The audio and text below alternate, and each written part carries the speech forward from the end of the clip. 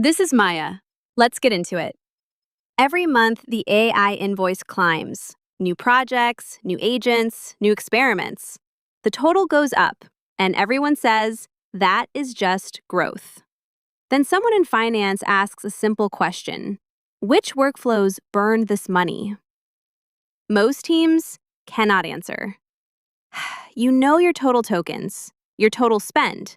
Those numbers come straight from the vendor dashboard. What you do not know is where those tokens went. Which prompts are the noisiest? There are prompts in production right now that are 3 times more verbose than they need to be. Nobody has reviewed them since they were written. Which agents are quietly retrying the same failing call 50 times a day? The retry fires, the call fails. The retry fires again. This loop runs continuously, and nobody notices because the agent is still technically operational. It all shows up in the invoice as normal usage.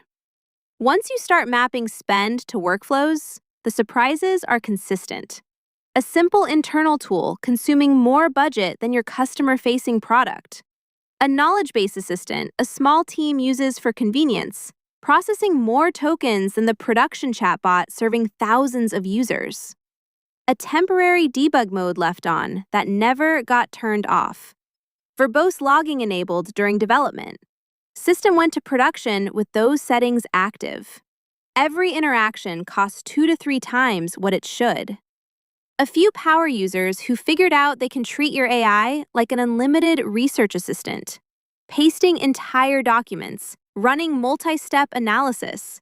Maybe 5 users, meaningful percentage of the monthly bill. Here is where the tension lives. Your CFO gets the invoice, compares it to last month.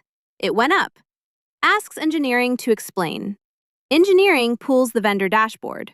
Token counts by API key, maybe by model.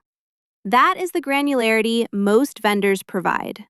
Finance wants to know which business outcomes those tokens produced, which workflows generated revenue, which ones are running and producing nothing. Engineering cannot answer that with a vendor dashboard.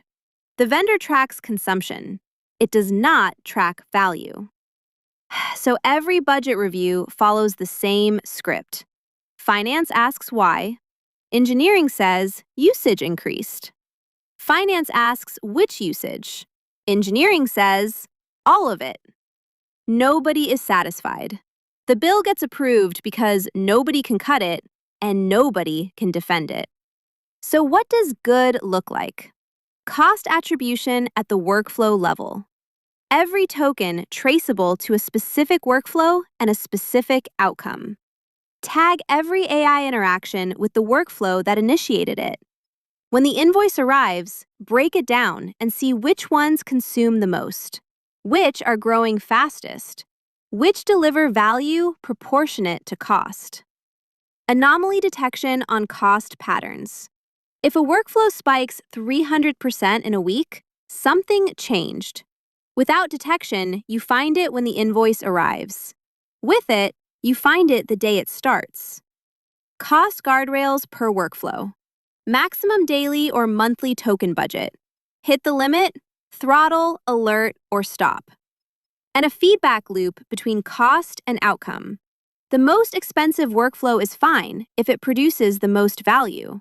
The cheapest one might be the biggest waste if it runs continuously, producing nothing. Cost without context is a number.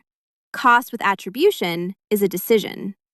If your finance review is a vendor CSV, instead of a map of who used what for what outcome, you do not have cost control. You have a mystery with a credit card attached.